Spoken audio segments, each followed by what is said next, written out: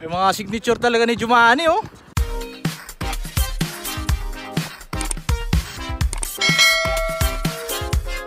Yo, what's up mga ka-59? Isang mapagpalang araw po sa atin lahat. For today's video, update tayo ngayon dito sa gitnang silangang Asya. Ngayon ay October 1 na at taglamig na naman dito sa gitnang silangang Asya. Magpapalit na naman ng klima dito sa Saudi. Matatapos na ang araw ng tag-init dahil pag tag-init dito sobrang init, lalong-lalo na pag tanghaling tapat. At paghapon naman medyo mainit pa rin. Ngayon hindi na ganong mainit dahil papasok na naman ang winter season dito sa Middle East. At napakasarap dito pag winter season, napakalamig ng klima. Napakasarap kumain at napakasarap matulog pag winter season dahil syempre napakalamig. Pero syempre hindi tayo laging dapat ganon.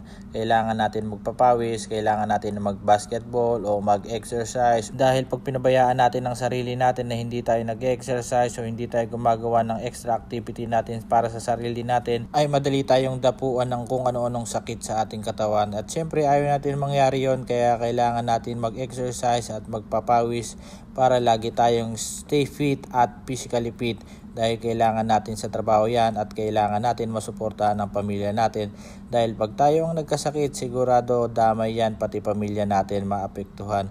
Kaya sa mga OFW na kasama ko at sa mga nandito sa Middle East, dapat kailangan natin alagaan ating katawan. At kahit hindi tayo OFW o saan man tayong lugar ng bansa o nasa Pilipinas tayo, kailangan naman talaga nating regular na mag-exercise para sa ating sarili.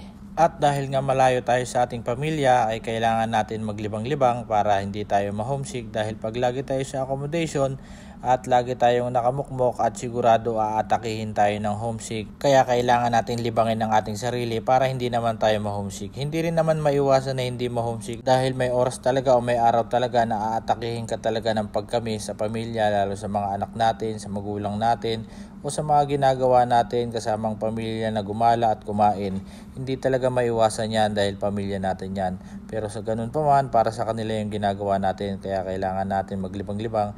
Kaya kami dito kahit papano sa ganyang paraan, pag palaro-laro ng basketball, nalilimutan namin ang pagkamis sa pamilya. Kaya yan, konting banding-banding lang, malilibang ka na at may exercise pa ang katawan mo. At pagtapos nga namin maglaro ng basketball, nakatatlong game kami at syempre Filipino culture, ang matatalo ay siyang manlilibre.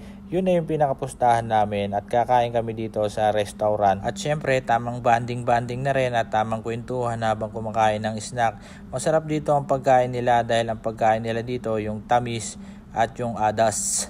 Tamang snack lang at syempre picture daw. Sabi ko hindi picture yan, video lang yan. Kaya sumiselfie mga 5'9", mga 5'9 ko, mga magigiting na 5'9. At ilang minuto nga dumating na ang aming tinapay, nakipicture pa si Yemeni Boy. Ayan ang aming tinapay na pagkain in order. Napakasarap niyan at napakabango, para siyang may star margarine sa ilalim. Tapos sa ibabaw niya sesame seed, kapatid lang din niya ng tamis o yung kubus.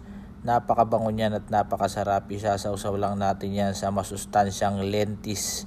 Lentis sa English at sa Arabic yung adas, yung beans na dilaw.